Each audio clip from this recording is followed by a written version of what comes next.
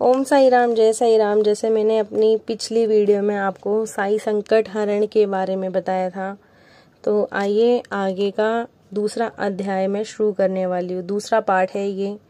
तो अगर आपको पहला पार्ट देखना हो तो आप मेरे वीडियो पे जाकर देख सकते हैं। मैं उसका लिंक भी आपको शेयर कर दूंगी। चलिए बाबा को नमस्कार करते हुए, साष्टांग नमस्कार करते हुए शुरू करते हैं।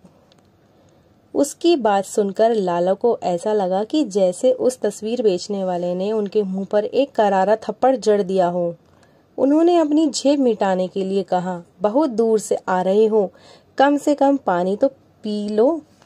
नहीं, मुझे प्यास नहीं है सेठ जी। ठीक तभी लाला का बेटा वहां आ गया। उसने साईं बाबा की तस्वीर देखी। उसे बहुत प्रसन्नता हुई। उसने तस्वीर बेचने वाले की ओर देखकर कहा, भाई, हमारे घर में साईं बाबा की कोई तस्वीर नहीं है। मैं बहुत दिनों से उनकी तस्वीर खरीदने की सोच रहा था। यहाँ किसी भी दुकानदार के पास बाबा की तस्वीर नहीं थी। चलिए, आज आपकी इच्छा पूरी हो गई, तस्वीर बेचने वाले ने हंसकर कहा। इस खुशी में आप जलपान कीजिए, लाला ने बेटे से प्रसन्नता भरे स्वर में कहा। साईं बाबा की कृपा से ही मेरे पिताजी का रोग समाप्त हुआ है। व्यापार में भी दिन दुना रात चौगुना लाभ हो रहा है। यदि आपकी ऐसी इच्छा है तो मैं जलपान अवश्य करूंगा। तस्वीर बेचने वाले ने कहा। लाला अपने मन में सोचने लगा कि तस्वीर बेचने वाला भी बड़ा अजीब आदमी है। पहले लालच की बात कहकर मेरा अपमान किया, फिर जब मैंने पानी पीने के लिए कहा तो पानी पीने से इनकार कर फिर से मेरा अपमान किया। मेरे बेटे के कहने पर पानी तो क्या, जलपान करने के लिए भी तुरंत तैयार हो गया। तस्वीर वाले ने जलपान किया और अपनी गठरी उठाकर चला गया।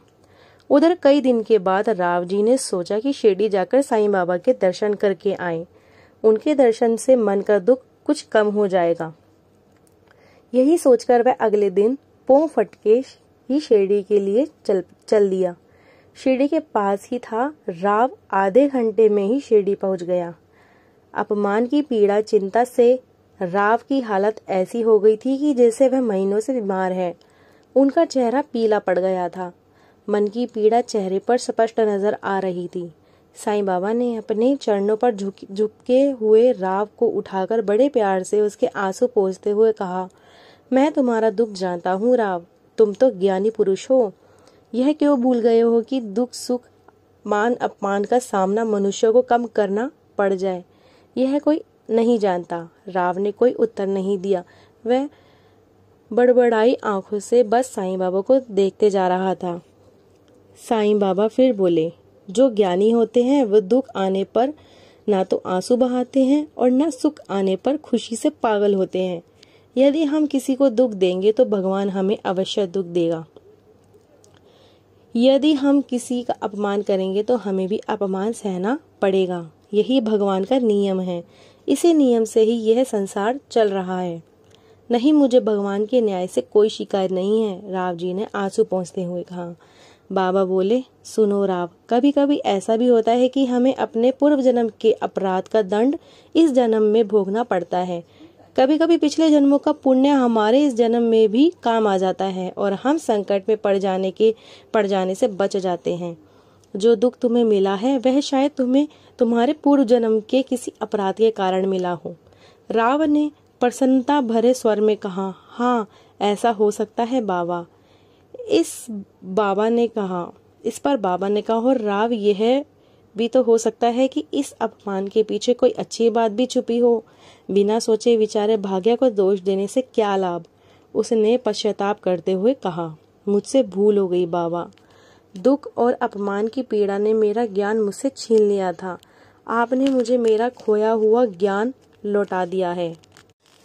तुम किसी बात की चिंता मत करो राव जी, भगवान पर भरोसा रखो। वह जो कुछ भी करते हैं हमारे भले के लिए ही करते हैं। तुम अगले बृहस्पतिवार को बिटिया को लेकर मेरे पास आना। भगवान चाहेंगे तो तुम्हारा भला ही होगा, साईं बाबा ने कहा। राव जी ने साईं बाबा के चरण छुए और उनका आशीर्वाद लेकर वापस अपने गांव को लौट गया। राव जब अपने गांव की ओर लौट रहा था, उसे तो अपना मन फूल की भांति हल्का महसूस हो रहा था। उसके मन का सारा बोझ हल्का जो हो चुका था। उधर तस्वीर वाले के चले जाने के बाद लाला बहुत देर तक किसी सोच में डूबा रहा। उसके चेहरे पर अनेक तरह के भाव आ जा रहे थे। उसके मन में विचारों की आंधी चल रही थी। उसने अपना स्वभाव बदल दिया था। अब वह सुबह उठकर भगवान की पूजा करने लगा था। उसके पास जो कुछ भी साधु सन्यासी अतिथि आता तो वह उसका यथासंभव स्वागत सत्कार करता। वह जिस चीज की मांग करता वह उसे पूरी भी करता। उसने साधारण कपड़े पहनने शुरू कर दिए थे। अकारण क्रोध करना भी छोड़ दिया था। लाला अक्सर अपने बेटे को समझाता, बेटा, जिस व्यापार में ईमानदारी और सच्चाई होती है उसी में सुख और शांति रहती है। झूठ और बेईमानी मनुष्य का चरित्र पतन कर देती है। उसे फल की अवश्य ही भोगना पड़ता है, इसमें कोई संदेह नहीं है।